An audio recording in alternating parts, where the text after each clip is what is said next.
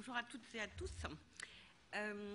Donc j'ai une tâche un tout petit peu difficile parce que Solène Billot, qui était la première intervenante de la table ronde, a été hospitalisée en urgence ce matin. Et donc j'ai décidé de vous présenter quand même en 15 minutes l'essentiel de son papier. Du coup, on va organiser la table ronde comme suit. Je vais faire quelques mots d'introduction, puis je parle à la place de Solène. Et ensuite, je passerai la parole directement à Emilia Schijman, vous verrez pourquoi, et en troisième partie à Aurélia Michel. Donc le titre de cette table ronde, Héritage et liens sociaux, oublie à mon avis un acteur essentiel pour penser les situations contemporaines dans toute leur diversité, qui est la question de l'état social ou de la protection sociale. En effet, et de ce point de vue, c'est un point qui permet de penser à la fois les comparaisons internationales et la question spécifique des migrations internationales. Comme l'a rappelé François Dubé dans son introduction, la question est bien celle du financement de la vieillesse à l'échelle mondiale et de la vieillesse dépendante en particulier, mais pas seulement. Et penser la question du financement de la vieillesse à l'échelle mondiale, en réalité, ça veut dire, d'une part, la pensée à différentes échelles nationales de façon comparative. Et de ce point de vue, le texte de Solène Billot permettra de penser la situation française aujourd'hui et celui d'Emilia Schijman, la situation argentine, en voyant que dans ces deux États-nations, qui sont le cadre du droit, nous avons des situations où la prise en charge de la vieillesse est pensée de façon très différente. En France, salariat, donc retraite, protection sociale, retraite comme prise en charge de la vieillesse en termes de revenus de substitution, avec un oubli des femmes caractéristique, puisque les femmes sont peu salariées en France, et donc on avait inventé à l'époque où les questions se posaient, donc où les femmes étaient relativement peu salariées, la pension de reversion. Donc un système avec une retraite pensée sur la base du salariat individuel et la pension de reversion.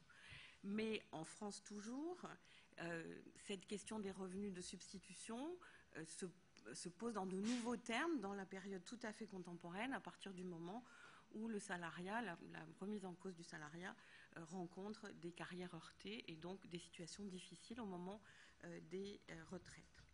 Mais en France toujours, la question n'a pas été pensée en termes de survie quotidienne, c'est-à-dire elle n'a pas été pensée en termes de difficultés au grand âge ou au moment de la survenue d'un handicap ou d'une maladie chronique à vivre sans aide.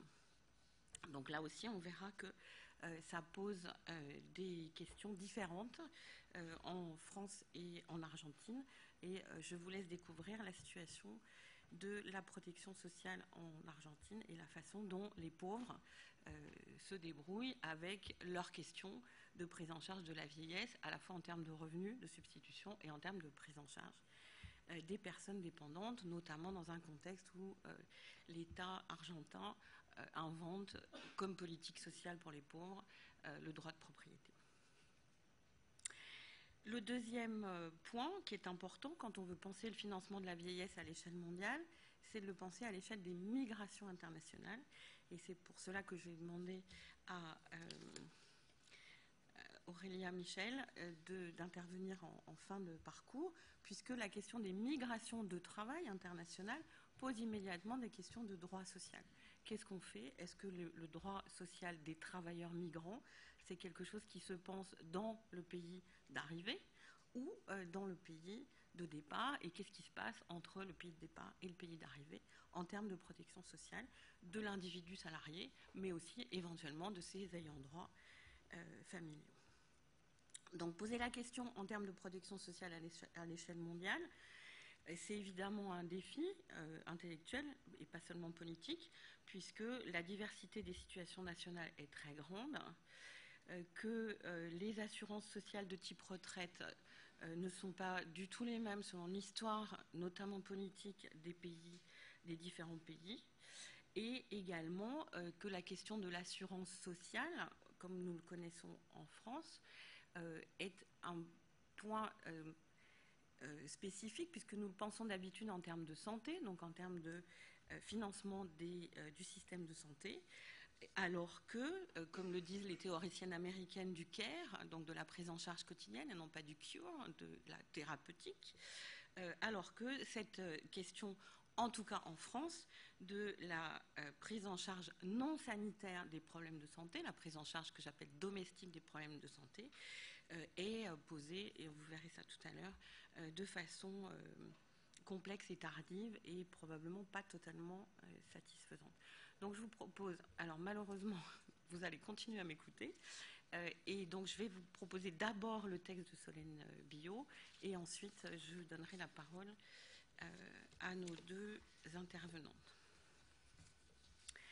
Donc Solène Billot présente un papier sur la France, sur la situation française tout à fait contemporaine, dans un contexte spécifique qui a été aussi rappelé tout à l'heure par François Dubé, qui est un contexte un peu technique du point de vue de la protection sociale, qui est l'existence d'une allocation spécifique qui s'appelle l'allocation personnalisée à l'autonomie, qui en France existe depuis 2002, qui vient aider les personnes âgées, lorsqu'elles sont dépendantes, moyennement ou très dépendantes, à survivre au quotidien. C'est un peu technique parce que quand on est à domicile, on touche l'APA et c'est tout. Ça veut dire que c'est avec l'APA qu'on doit se débrouiller pour vivre chez soi, dans un domicile dont on suppose qu'il est loué ou qu'on en est propriétaire, mais en tout cas il n'y a pas de coût spécifique, et avec des personnes qui vous aident au quotidien, qui peuvent être des membres de la famille, comme on l'a dit tout à l'heure, ou des professionnels, et l'APA ne rémunère que les professionnels, pas de façon formidable, et très très mal les membres de la famille qui travaillent gratuitement à la place de professionnels.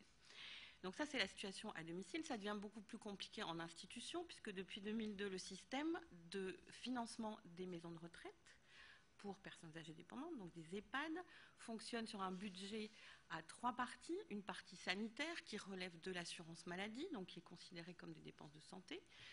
Une partie APA qui relève de la dépendance, donc qui est considérée comme des dépenses d'accompagnement social et non pas sanitaire. Et une troisième partie qui n'est pas prise en charge, sauf cas de pauvreté, et qui est la question des coûts d'hébergement. Et c'est là-dessus, sur cette question des coûts d'hébergement, que Solène Billot travaille. Puisque Solène Billot travaille sur des personnes âgées, dépendantes, placées en institution, avec une question générale qui est bien connue des spécialistes, que en général, en moyenne, les retraites individuelles des personnes âgées aujourd'hui ne couvrent pas les frais, les coûts d'hébergement en institution. Alors, avec ce système coût d'hébergement, donc encore un détail technique, c'est une question relativement technique. Quand la personne âgée n'a pas les moyens de subvenir à ses coûts d'hébergement, elle peut être prise en charge par l'aide sociale à l'hébergement, l'ASH, qui est une aide sociale facultative, et surtout qui est une aide sociale pour les pauvres, c'est-à-dire qui est soumise en principe à l'obligation alimentaire, c'est-à-dire récupération sur succession, où on demande, dans certains cas, le juge demande directement la facture à... Non, excusez-moi, je ne vais pas rentrer dans les détails, sinon on n'en sortira plus. Donc, l'ASH s'applique pour une partie des personnes qui n'ont pas les moyens de payer un coût d'hébergement. Ce que montre Solène Billot, qui a travaillé sur ce qui se passe quand on met un parent en institution, c'est que beaucoup de familles, même lorsque le parent est pauvre, ne souhaitent pas faire intervenir l'aide sociale à l'hébergement pour des questions notamment d'obligation morale et de dignité sociale. Le deuxième point qui est donc, je vais vous présenter le terrain de Solène Billot. Ensuite, j'essaierai de revenir sur ce que ça veut dire en termes de articulation entre obligation familiale, aide familiale et aide publique dans le cadre du système de protection sociale français aujourd'hui. Donc ce que fait Solène Billot, elle observe de façon ethnographique un certain nombre de cérémonies de partage des biens mobiliers avant décès. Et elle observe deux points de cette cérémonie. La cérémonie qui est conçue comme un héritage et qui donc est pensée comme un problème de succession, un problème donc avec des questions d'égalité successorale, alors même que ce sont des biens mobiliers de peu de valeur, vous verrez tout à l'heure. Mais il y a un deuxième temps dans cette cérémonie qui peut intervenir avant ou après, qui est la question du vidage, du nettoyage de la maison, où cette fois-ci, les questions qui se posent sont les questions de partage du travail domestique entre les membres d'un groupe qui se trouve là, non pas pour hériter, mais pour aider à débarrasser la maison.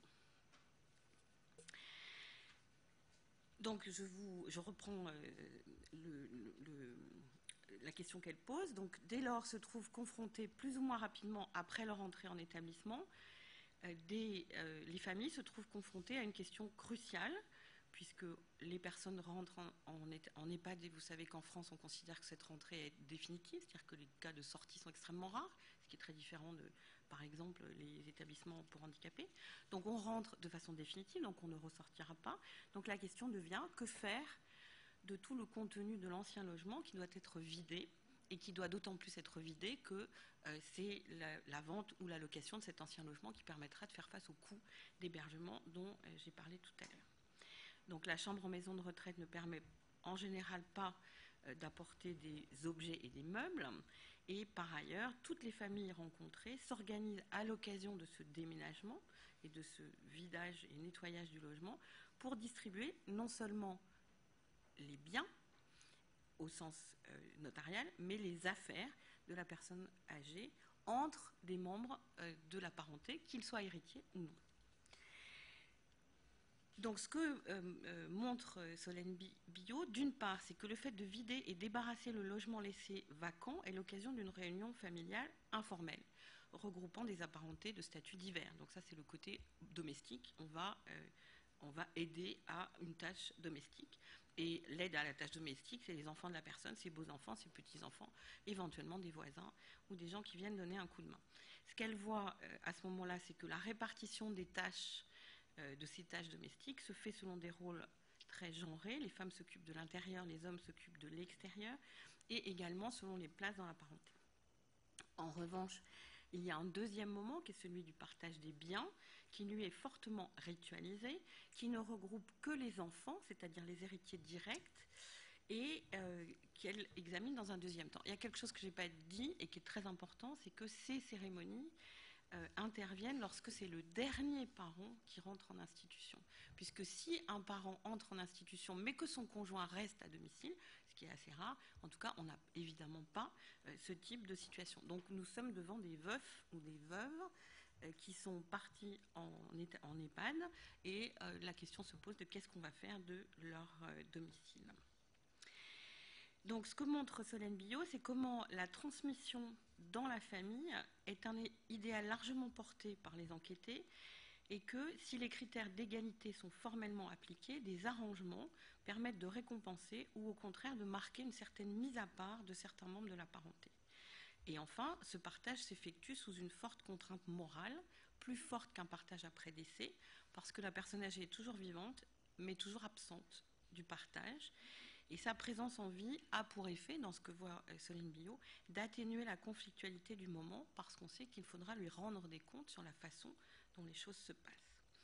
Et enfin, dans un troisième temps, Solène Billot examine la façon dont certains des biens reçus par les héritiers ne sont pas gardés. Il faut voir qu'on est dans des situations de patrimoine avec valeur symbolique ou affective plus qu'économique, et que donc ces biens peuvent être un encombrement sans intérêt financier, enfin économique d'aucune sorte. Donc comment est-ce que on va se débarrasser de ces biens qu'on a donnés? Et parfois, donc certains de ces biens sont passés aux petits-enfants. Parfois, on les retrouve dans des circuits extrafamiliaux, amis, voisins, associations de récupération. Et le recours à des personnes, à des destinataires finaux qui ne sont pas des membres de la famille, est toujours vécu comme un certain échec de la coopération familiale. Donc, je ne sais pas combien de temps il me reste. D'accord. Donc, du coup, je vous passe la partie sur l'enquête, où Solène Billot a interviewé l'ensemble de l'entourage qui acceptait de parler à une sociologue de ce qui s'était passé dans les moments de partage et de vidage et de distribution des biens dans les maisons. Et je vais vous donner juste un aperçu d'un des cas qu'elle nous propose pour ensuite passer à ses conclusions. Donc elle nous propose le cas de Madame Brun qui a 92 ans et qui est aveugle et grabataire mais qui n'a pas perdu la tête. Elle était veuve et elle part en maison de retraite en 2004 à 92 ans. Elle avait 9 enfants. Il en reste 5 filles et 2 garçons, 2 des fils étant décédés avant elle. Donc Solène rencontre Madame Brun elle-même, sa fille aînée, sa 5e fille, et examine la façon dont ces différents témoins peuvent raconter ce qui s'est passé pendant la cérémonie en question. Donc Madame Brun a demandé explicitement à l'ensemble de ses enfants de surtout ne pas se fâcher. Et c'est la seule consigne qu'elle leur a donnée en termes de partage. Donc je vous lis ce que dit une des filles de ce moment et de l'injonction qu'a donnée sa mère. La seule chose qu'elle nous a dit, surtout ne vous fâchez pas. Ça a été entre nous. C'est vrai qu'on est une famille nombreuse, on n'a pas tous les mêmes points de vue, donc il a fallu qu'on se mette d'accord. Et là, maman sert un peu de centralisateur, donc chacun a un petit peu dit comment il voyait les choses. Donc il y en avait qui étaient pour le fait de faire venir quelqu'un pour estimer les meubles et faire des lots, et faire un tirage au sort pour que chacun ait la même part. Et qui est-ce qui disait ça? C'est une de mes sœurs en particulier. Et vous, personnellement, vous n'avez pas l'air trop d'accord. Ah non, reprend la fille interviewée. Moi, j'estimais qu'on pouvait essayer de s'entendre tous en disant « Bon, il y a peut-être des choses qui nous intéressent. Moi, je ne sais pas si j'ai plutôt besoin d'une armoire. Je ne vois pas pourquoi j'aurais le frigidaire. Et puis voilà, s'il y en a 2 ou 3 qui ont envie de la même chose, ben, on se met d'accord. Et puis voilà. » Alors, je passe sur l'histoire de la famille qui, comme souvent, avec une famille d'origine populaire et avec beaucoup d'enfants, avec des destins sociaux différents des différents enfants, avec des conflits. La dame a 92 ans, donc ses enfants sont assez âgés. Donc il y a toute une histoire familiale avec des conflits potentiellement graves qui peuvent émerger au moment de ces arrangements. Et ce que dit Monique, pour continuer sur... elle ne raconte pas le détail du conflit, mais elle explique qu'au-delà du conflit, il y a un certain nombre de questions de valeurs. Donc je vous lis à nouveau l'entretien de Monique. Dans notre famille, il y a beaucoup de valeurs qui se transmettent. Du catholicisme, par exemple, on est dans une région de l'ouest de la France et dans un milieu rural de métayers dont les enfants sont devenus employés ouvriers. Donc le catholicisme, par exemple, au grand désespoir de maman, il s'est mal transmis d'ailleurs, il y a eu une rupture dans la chaîne.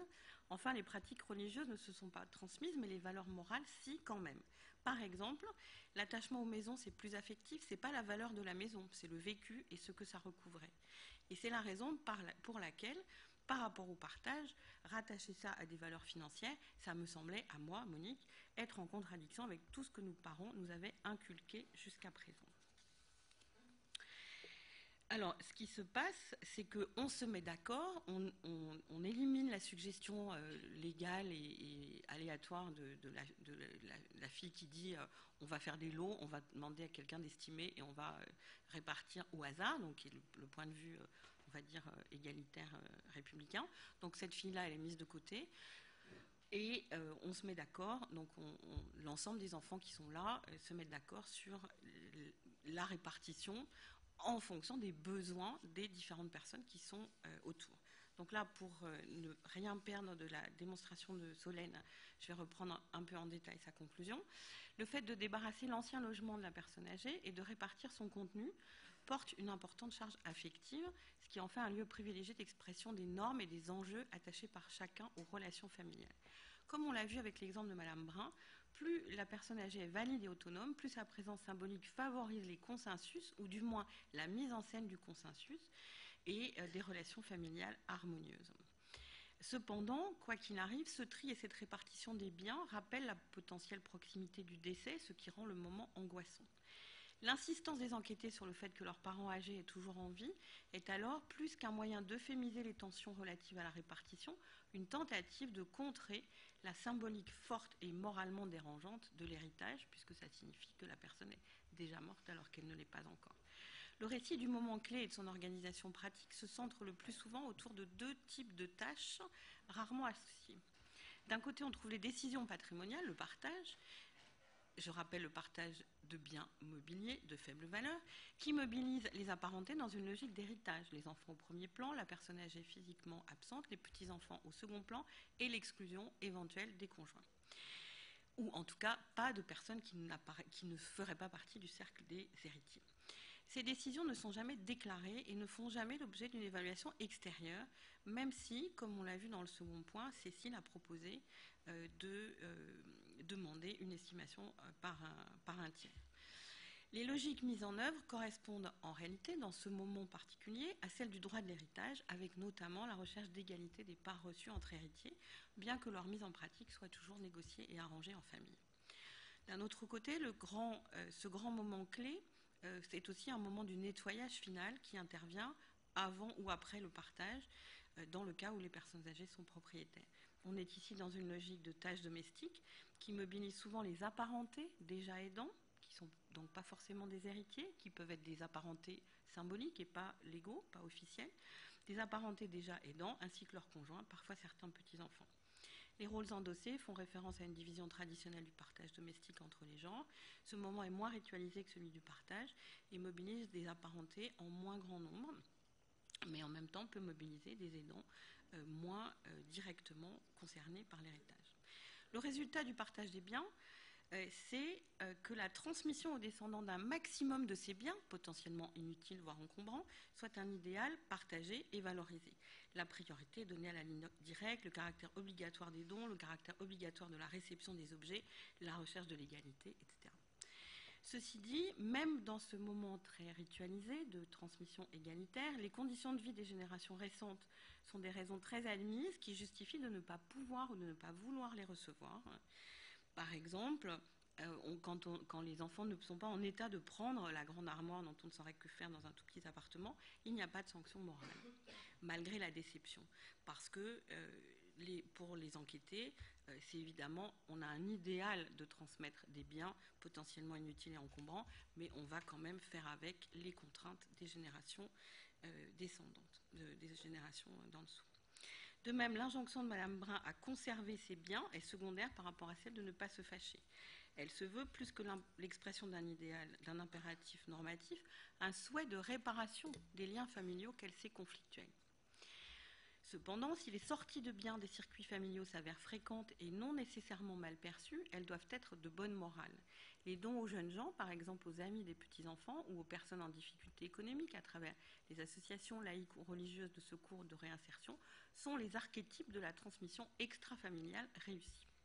Les tentatives de vente de biens plus rares peuvent intervenir à l'initiative de la personne âgée elle-même si la situation est telle qu'on a vraiment besoin de liquidité ou dans certains cas de situations financières extrêmement précaires. La déchetterie nie aux biens jetés leur qualité de meubles pour en faire des déchets. La déchetterie gomme l'histoire et la symbolique que ces meubles portent et va à l'encontre à la fois des sentiments d'attachement, de la morale de transmission qui dit qu'il vaut mieux transmettre en famille et de la morale économique qui incite à ne pas jeter ce qui peut être réutilisé. De ce fait, elle est évitée autant que possible et lorsque ces biens sont vraiment emmenés à la déchetterie, cela peut représenter plus qu'une dernière solution, la marque de l'échec de toutes les autres tentatives. Donc je voudrais d'un mot, avant de passer la parole à Emilia,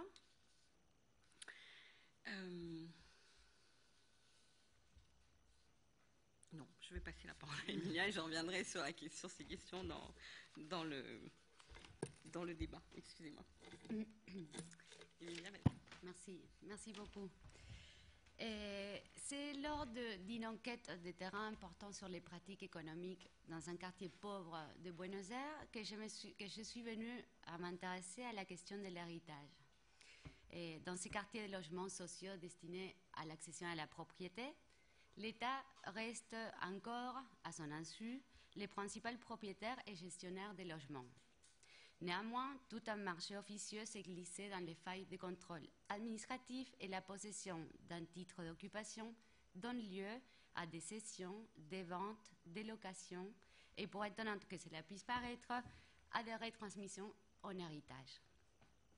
Donc, au fil de l'enquête, j'ai découvert comment la retransmission du logement, ou plus précisément d'un droit d'usage sur le logement, est pensée, anticipée et négociée systématiquement de gré à gré. Ces pactes sur succession future, comme disent les juristes, sont interdits, mais pourtant régulièrement élaborés. Donc, je me demandais quel est l'essence de ces pactes. Et il me semble que pour les comprendre, il faut changer la focale et se demander que font les titulaires affaiblis, les personnes âgées titulaires, lorsque les marchés et l'État ne permettent plus d'assurer leur vieux jour. Et que se passe-t-il aussi lorsqu'à la pénurie matérielle s'ajoute le démembrement familial, l'isolement? Pour bon nombre d'entre eux, affaiblis par la vieillesse et la maladie, la retransmission du logement permet de rembourser à terme l'aide fournie par un proche aidant. Ça peut être un enfant au chômage, un neveu hébergé ou une voisine particulièrement attentive. Cela veut dire que l'aide quotidienne conditionne le partage patrimonial en faveur des aidants et au détriment des enfants qui ne veulent ou ne peuvent pas aider ses parents dépendants. C'est un échange, une prise en charge contre un héritage, et l'affaire est courante. Ces façons de compter s'opposent naturellement au droit de succession, favorable au maintien des liens de filiation et au partage égalitaire parmi les descendants. Mais l'ethnographie montre bien que cette égalité n'est point la norme universelle. Et c'est cette voie que je voudrais suivre dans les récits que je vais vous présenter ici. Je vais évoquer deux cas de terrain qui donnent à voir d'abord les considérations symboliques, morales et économiques qui participent du choix de l'héritier. Et puis, je vais conclure sur l'une des leçons qu'on peut tirer de ces terrains et qui porte sur la tension entre la protection sociale, la solidarité familiale et le droit d'héritage. Donc, je viens à mon terrain et au premier cas de figure. Au cas de Teresa, Teresa a 71 ans. Chez elle habitent sa fille Nora et sa petite-fille Véronique, puis deux autres petits-enfants et enfin son ex-mari qui revient de temps en temps. Teresa, Nora et Véronique mutualisent la faible retraite de l'une et les allocations familiales de l'autre. Leur budget, qui est bien serré, est séparé de celui des deux autres petits-enfants qui consomment trop d'alcool au goût de Teresa. C'est une ligne de partage moral. C'est trop conflictuel entre nous, me dit-elle. Au final, la famille, ce n'est que Nora, Véronique et moi. Un autre jour, au milieu d'un repas, Teresa lance. Quand je serai décédée, tout le monde va se tuer pour cet appartement, je le sais. Et à ce moment, je comprends que cette grand-mère s'interroge sur l'héritage. Si elle pouvait en décider, Nora serait la seule héritière. Je lui demande alors pour ses autres enfants qui ne cohabitent pas avec elle. Et elle m'explique que sa fille Nancy est exclue car elle dérive dans les rues, car elle traîne.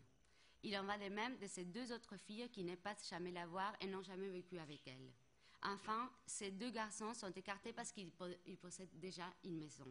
Donc, c'est Nora qui doit hériter. Et elle me dit, Nora n'a rien et en plus, elle m'aide.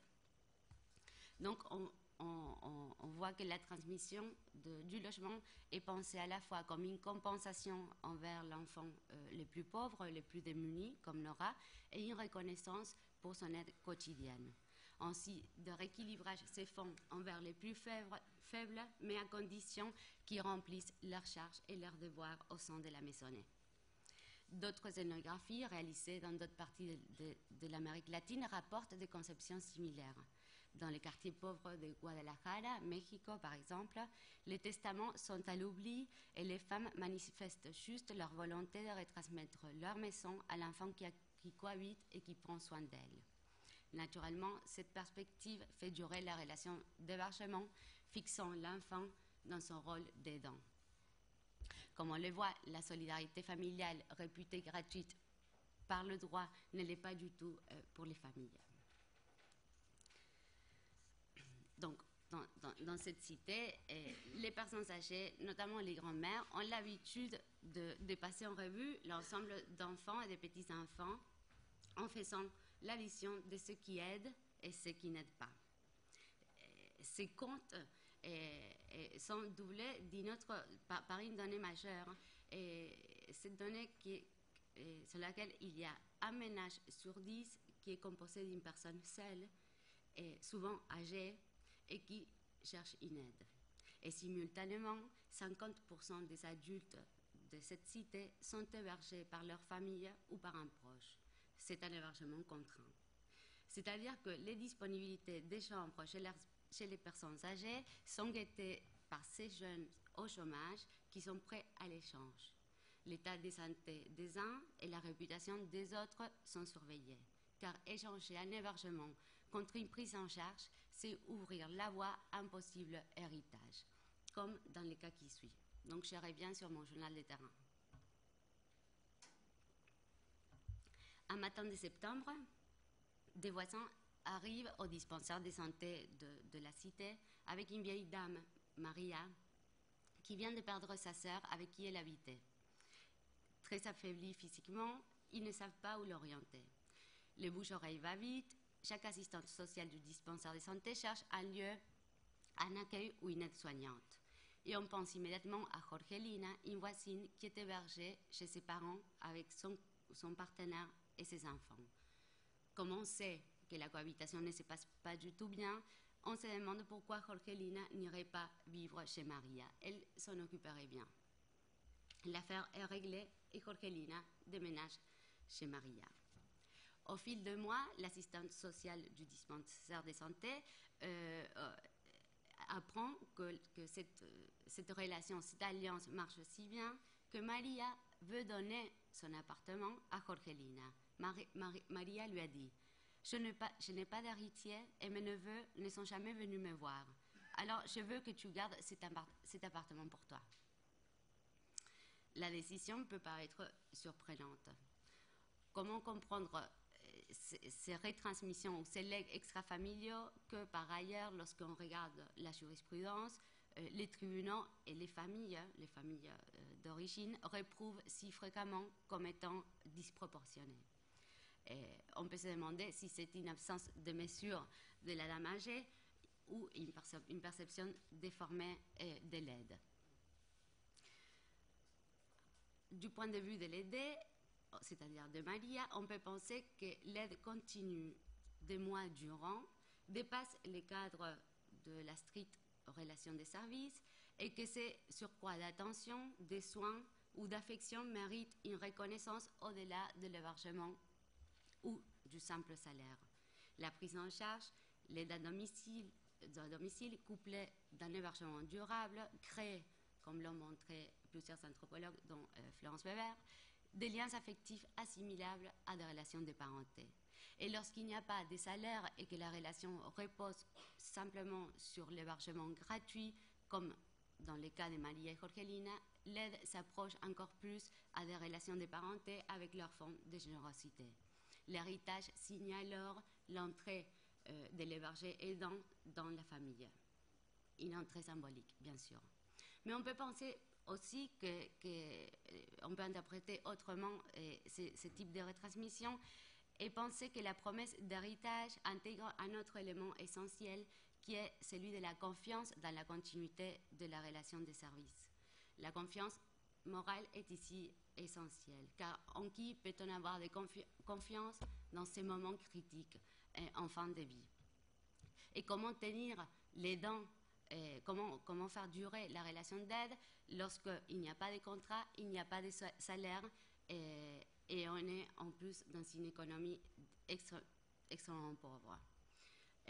Donc, on peut penser que l'aider paye de son patrimoine ou de son héritage la confiance nécessaire à la continuité de cette relation d'aide. Enfin, une troisième manière d'interpréter ces legs consiste à penser que l'aide reçue a une valeur supérieure au simple hébergement et qu'à défaut d'argent, la transmission du bien est conçue comme une façon de payer en différé l'aide à domicile. C'est-à-dire qu'on est plutôt sur un plan contractuel. C'est ainsi qu'Eva, une autre enquêtée par exemple, s'est vue proposer un pacte par une voisine qui lui a dit « Viens habiter chez moi, tu m'aides et à ma mort, tu garderas mon appartement ». À regarder de près, ces pactes s'assimilent à une forme de salaire différé à récupérer au moment de la succession. Or, à la différence du droit français où cette figure sert à rémunérer l'aide familiale dans les exploitations agricoles, comme le rappellent les travaux de Florence Weber, les salaires différés n'ont pas d'existence juridique en Argentine. Alors, ces pactes sur succession restent massivement à la marge du droit. Néanmoins, ce que l'on peut dire avec ces deux cas, c'est que ce mélange des prises en charge, des sentiments et des transactions économiques, que ce soit dans la parenté ou en dehors de la parenté, comme dans le cas de Maria, produisent des évaluations privées et compensatoires et donc de retransmission légitime. Parce qu'à l'état social, à l'état-providence défaillant, se substitue normalement la solidarité familiale, mais à la solidarité familiale défaillante se substituent des liens sociaux que les droits des pauvres finissent par reconnaître. Pour revenir rapidement et finir sur l'histoire de Jorgelina, pour éviter qu'elle soit expulsée à terme, et donc après le décès de la grand-mère, Andrea, l'assistante sociale, se propose d'organiser la cession du logement et fait venir un notaire du centre-ville pour signer la cession. Il faut dire que si les institutions connaissent le droit en général, elles savent aussi que le logement est un moyen d'échange courant dans les relations d'aide dans la cité et que l'héritage est le réservoir de relations d'échange économique qui assure la prise en charge de la vieillesse à ceux qui ne peuvent pas se l'assurer autrement. Enfin, je viens à quelques conclusions. Il me semble, mais on pourrait en discuter, que ces deux récits montrent l'interdépendance entre la protection sociale très faible d'un côté, la solidarité familiale, défaillante aussi, et le droit de l'héritage. C'est comme un jeu de domino où les trois éléments sont liés. Mais tout est imbriqué un peu sous tension.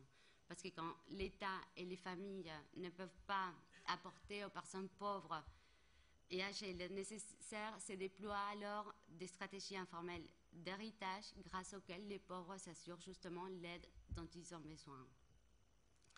Mais vu d'en haut, ces stratégies informelles d'héritage remettent massivement en cause non seulement le partage égalitaire du droit civil, ça du droit de succession, mais aussi son socle familial. En cherchant un peu dans les travaux historiques ici en France et en Argentine, j'ai découvert que dans la France rurale du 19e siècle, ces pactes sur succession existaient aussi et bénéficiaient généralement à celui des enfants qui restaient dans l'exploitation agricole et assumaient la prise en charge des parents. Mais ces pactes, justement, eurent tendance à disparaître avec l'avènement de la protection sociale. Donc en Argentine, ces pactes reviennent en force. C'est comme si les vieux modèles de la protection réapparaissent pour justement empêcher la paupérisation. Finalement, on peut se demander si, ici en France, dans un contexte de crise économique durable et sous la pression du nombre croissant de personnes âgées dépendantes et l'affaiblissement aussi des formes familiales traditionnelles, on peut se demander si ces pratiques de ce type de pactes qui sont interdits par le droit ne vont pas acquérir de l'ampleur.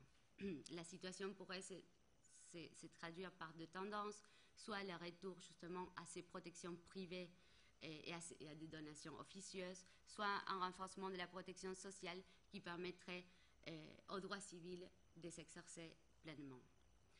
Actuellement, il me semble que c'est la première option qui l'emporte. Voilà. J'ai terminé là mon propos. Merci.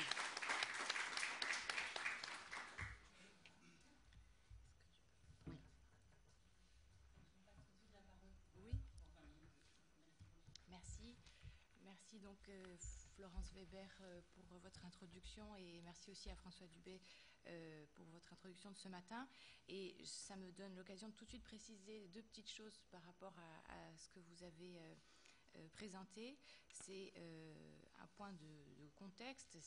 D'abord, je vais aborder un terrain des régions et des sociétés qui ne connaissent pas en réalité de système de protection sociale au niveau de l'État. Et d'autre part, effectivement, il s'agit de populations migrantes, mais beaucoup plus de migrants internes plutôt qu'internationaux, même si ça correspond à une partie de cette population. Et donc ce qui va m'intéresser plus spécialement, c'est ce que ça pose en termes de décohabitation de la famille traditionnelle et de la gestion de la distance par ces systèmes familiaux. Alors, je m'intéresse en réalité à la façon dont évolue la famille mésoaméricaine. Ah oui, excusez-moi.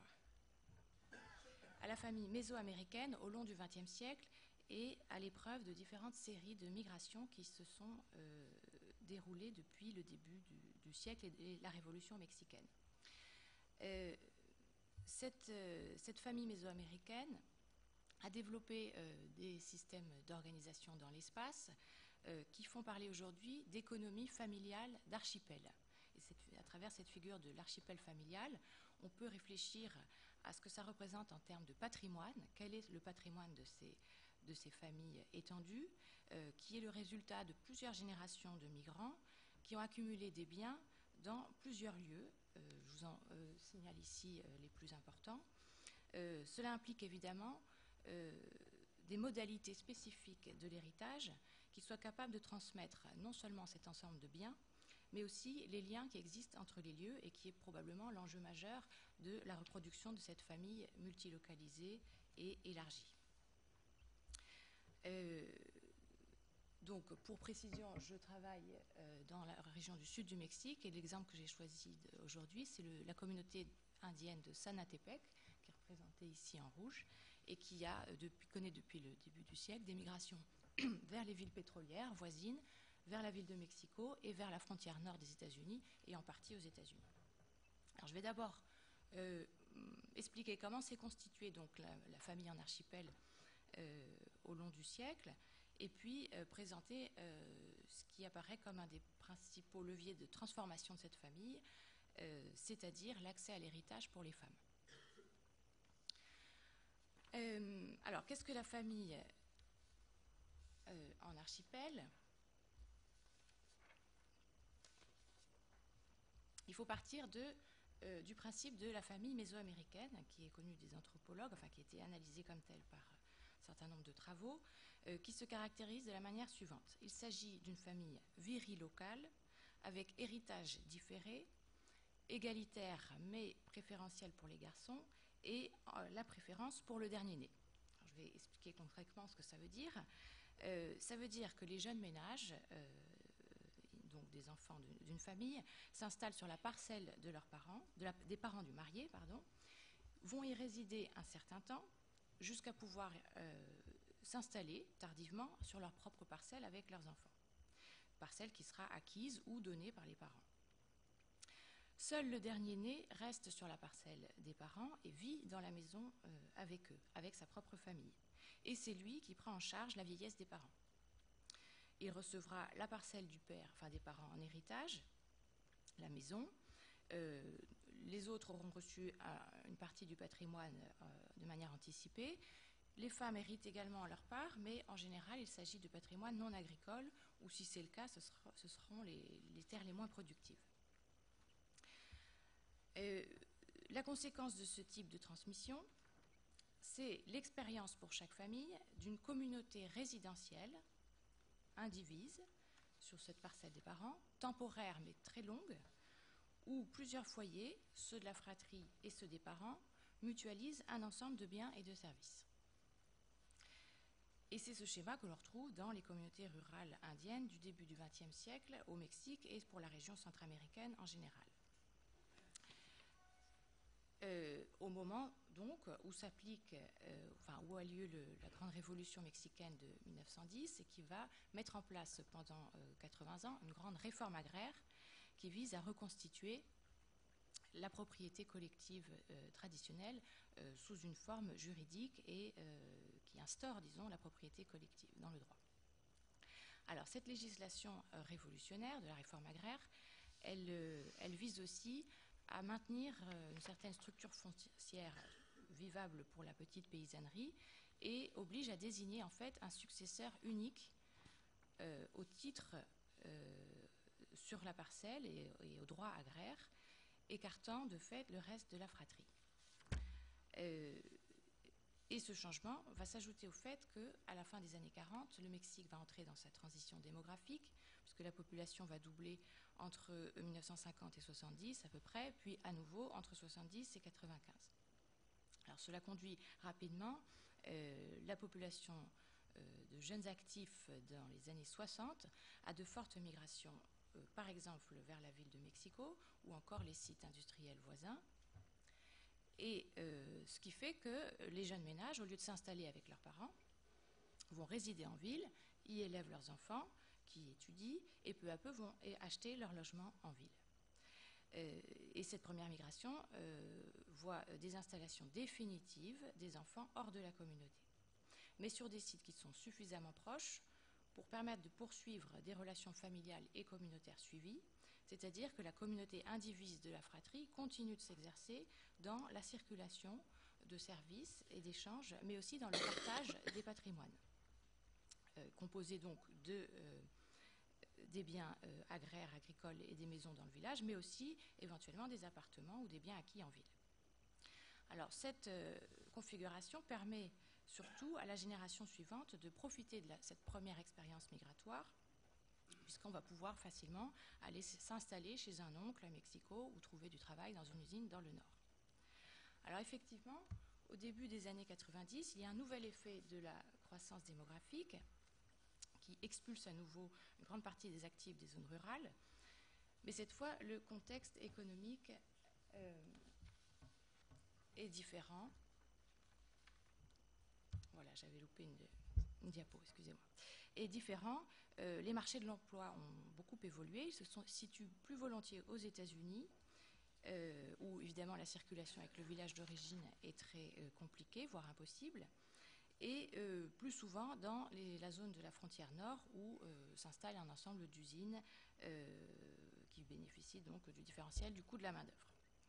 Et donc il s'agit de migrations beaucoup plus précaires, qui sont temporaires, avec des emplois qui sont facilement remis en cause par des accidents du travail, de santé, ou plus simplement par la naissance d'un enfant, dans la mesure où il n'existe pas sur place le tissu social pour prendre en charge ces aléas, et donc nécessite le retour, et des allers-retours constants en réalité, avec le village d'origine. Et donc c'est dans ce contexte que la famille élargie prend un poids considérable.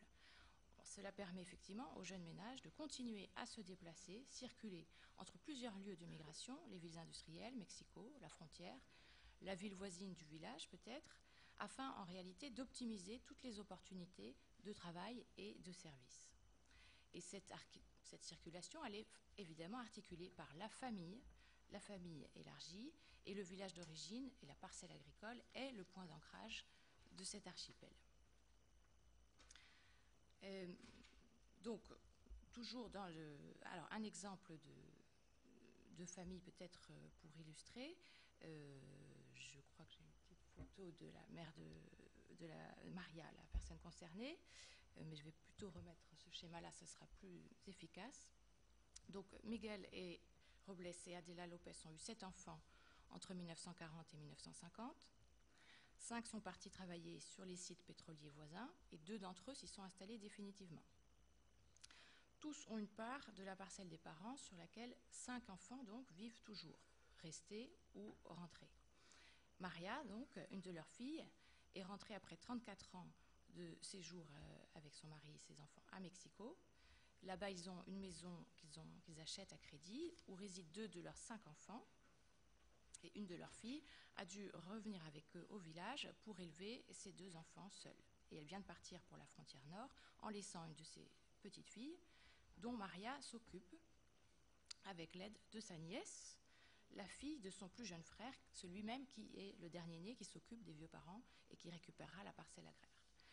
Ce qui fait que tous sont engagés en fait dans une réciprocité de services et de résidence à Sanatepec, dans la ville pétrolière, à Mexico, à Ciudad Juárez, éventuellement aux États-Unis. On a ainsi là la figure d'une économie familiale d'archipel, et le rôle de l'héritage est de maintenir cette fiction de la communauté indivise, au moins pour un certain temps. Et c'est dans cette optique que Maria et son mari envisagent de distribuer leur patrimoine à leurs enfants, une part de la maison à Mexico, une part de la parcelle du grand-père, donc agricole, qui sera en co-résidence avec les cousins, et d'autres biens achetés par compensation aux autres enfants. Éventuellement s'ajoutera le legs d'un appartement dans une ville intermédiaire donné par un oncle qui est sans héritier direct. Alors, un des éléments les plus importants de cette famille, de l'évolution de cette famille, c'est sans aucun doute l'évolution du rôle des femmes dans l'accès à l'héritage. En effet, traditionnellement, les femmes n'ont pas accès au foncier agricole dans cette région. Elles en héritent très peu. Et c'est dans la législation agraire révolutionnaire, c'est le mari qui est titulaire de la parcelle au sein de la communauté. Or, dans cette communauté de Sanatepec, la proportion de femmes titulaires d'une parcelle communale, ayant pour cela le titre de comunera, a augmenté très nettement ces dernières années. Aujourd'hui, ça peut sembler peu, mais c'est au moins 15% de l'Assemblée communale qui sont des femmes. Et plusieurs signaux montrent que cette proportion est amenée à augmenter dans les prochaines années. Alors, le premier phénomène, peut-être plus classique, c'est l'accès au foncier pour les femmes célibataires. Le plus évident, et qui était d'ailleurs prévu par la législation, c'est le cas des veuves qui peuvent hériter de la parcelle de leur mari. Donc évidemment, ce sont des situations qui sont arrivées. Mais de plus en plus, des femmes célibataires, des mères célibataires par exemple, qui profitent d'opportunités donc, pour accéder au foncier. Je ne vais pas détailler. C'est l'exemple donc de Teresa, de Rosa et de Mavis. Donc, ces femmes qui sont comunera ont toutes celles que j'ai interrogées, pour elles, il est évident qu'elles transmettront leurs parcelles à parts égales entre leurs enfants, filles ou garçons. Ça aura donc évidemment des conséquences importantes. Autre cause de l'accès au foncier des femmes, c'est une cause bien connue au Mexique dans la littérature récente, c'est la conséquence de l'absence des hommes. Notamment du fait de la migration aux États-Unis, où il est difficile, qui conduit donc à des absences prolongées. La vie communautaire et l'organisation de la production nécessitent la présence des titulaires de la parcelle communale à l'assemblée agraire, une obligation légale et morale qui se tient une fois par mois. Il est donc devenu fréquent de transférer la propriété ou les droits agraires à l'épouse, la sœur, la fille, la mère restée sur place, qui pourra donc être titulaire de la terre et sera chaque fois la gardienne d'une indivision fictive du patrimoine familial, prenant ainsi le rôle du dernier né de la famille mésoaméricaine. Alors c'est le cas de Margot, qui est en photo ici, qui est née en 67 donc à Sanatepec. Son grand-père a fait partie des bénéficiaires de la réforme agraire. Il avait acquis une grande parcelle. Il a eu 2 fils, dont le père de Margot, et une fille. Et la fille est restée célibataire pour s'occuper de ses parents. Elle a vécu avec eux dans leur maison et devait recevoir la parcelle de son père à sa mort. Et pour éviter à sa fille célibataire de rester seule, le grand-père a demandé à Margot, jeune fille, jeune mariée, de venir s'installer chez lui à son mariage, et pour qu'elle prenne ainsi le rôle du dernier enfant à son tour. Il l'a désigné comme successeur de sa parcelle et l'a fait enregistrer comme comunera. Les 3 frères cadets de Margot, eux, ont dû partir très jeunes pour Mexico pour aider leurs parents avec la contribution de leur salaire. Ils y sont toujours installés tous les 3. Le père de Margot, à sa mort, a laissé la parcelle à Margot, la seule sur place qui puisse participer aux assemblées communales. Mais Margot considère qu'elle gère la parcelle pour le compte de la fratrie au complet. Elle vend une partie de la production pour le compte de ses frères, et des services et des ressources circulent à l'intérieur de la fratrie. Elle a un fils et une fille. Le fils fait des études supérieures à Mexico. Il est hébergé par l'un de ses oncles et nourri par un autre. Et cet arrangement permettra à Margot de reproduire son propre schéma familial, puisqu'elle destine sa fille à l'exploitation de la parcelle, tandis que son fils pourra la soutenir par son travail d'ingénieur à Mexico. Autre élément peut-être paradoxal, mais qui est tout à fait important, c'est le fait de la migration des femmes elles-mêmes, qui se généralise dans cette région à partir des années 2000. Elle a un impact important sur leur accès à l'héritage, d'abord parce que c'est une génération qui a bénéficié d'une scolarisation presque complète, ce qui est peut-être moins le cas pour la génération actuelle d'ailleurs, et que les jeunes filles peuvent ainsi valoriser cette formation sur un marché du travail à Mexico ou aux États-Unis, tout autant que les hommes. Et d'ailleurs, les emplois concernés ne sont pas spécifiquement genrés. Il s'agit d'emplois industriels, de services, agro-industriels, qui permettent aux femmes de contribuer par leur salaire à égalité aux besoins de la communauté familiale. Donc les filles le revendiquent, comme cette jeune femme Urania qui a passé 7 ans à travailler en usine à Ciudad Juárez avec son mari, et également par les parents qui ont investi dans l'éducation de leurs filles et reconnaissent volontiers leur droit au partage égalitaire de l'héritage. C'est le cas de 90% des personnes que j'ai interrogées qui comptent transmettre à parts égales à leurs filles et leurs garçons, alors que sur les mêmes personnes, seulement 10% de leurs parents ont effectivement réalisé un partage égalitaire. Aussi parce que l'emploi des femmes et leur migration engendrent de nouveaux besoins, ces besoins obligent à renforcer les liens de la famille élargie, dans la mesure où la garde des enfants est devenue un enjeu majeur qui se négocie sur plusieurs lieux et plusieurs foyers.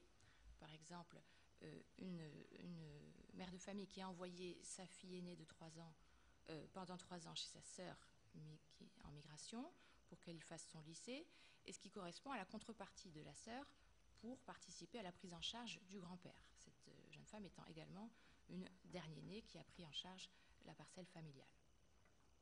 Cela explique que les femmes que j'ai interrogées aient souvent une vision très nette de ce qui constitue le patrimoine de cette famille en archipel, mais aussi de la comptabilité des services rendus et échangés, et sont très attentives donc à transmettre la comptabilité également à la génération suivante. Il y a, pour finir, un mécanisme de transformation dont on ne peut pas tout à fait encore évaluer l'impact, c'est l'évolution sur le droit agraire, puisque la réforme de 1992 qui visait à supprimer en fait le statut de propriété collective au Mexique pour permettre au Mexique d'intégrer l'ALENA, le traité de libre-échange avec les États-Unis et le Canada, fait que la propriété agraire dans ces communautés est de plus en plus assimilée à de la propriété privée. Concrètement, ça veut dire que va s'y appliquer les mêmes propriétés de l'héritage qui sont prévues par le Code civil, c'est-à-dire partage égalitaire strict entre descendants.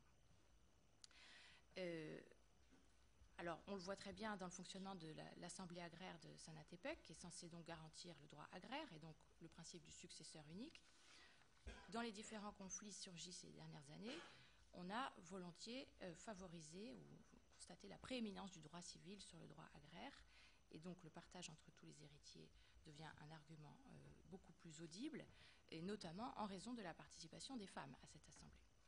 Donc il est probable que cela conduise à une disons, atomisation rapide des parcelles, et que cela renforce le caractère symbolique de cette communauté familiale et affaiblisse son support légal. Alors pour conclure, il faut insister, je crois, sur le contexte dans lequel ressurgit cette famille mésoaméricaine. C'est bien un contexte de pénurie, alors même que les patrimoines s'individualisent, peut-être que je reprends une expression dont on reparlera tout à l'heure, dans le couple, dans la famille. L'économie familiale d'archipel est une forme de réponse sociale pour faire face à la rareté des ressources et multiplier les opportunités d'emploi. Paradoxalement, la famille élargie en sort renforcée. C'est une famille mésoaméricaine, déployée dans l'espace et dans le temps, voire éparpillée, mais certainement résiliente. Et en même temps, cela signifie pour les individus une plus grande dépendance à ces liens symboliques, familiaux, affectifs, gérés souvent par les femmes d'ailleurs, et aussi une dépendance au lieu d'ancrage, enfin au lieu d'origine. Et la littérature sur la migration au Mexique aujourd'hui insiste beaucoup sur ces circulations permanentes et en fait des rapports de dépendance entre le rural et l'urbain. Et enfin, pour terminer, c'est une résilience, une option la famille dans l'archipel qui n'est pas accessible à tous, puisqu'elle repose précisément sur le rôle du patrimoine familial, qui est le support et l'ancrage de ces archipels économiques, et cela exclut de fait ceux qui, nombreux, n'ont pas du tout accès au foncier dans ces zones rurales. Et pour eux, ces dynamiques renforcent certainement des trajectoires de vulnérabilité.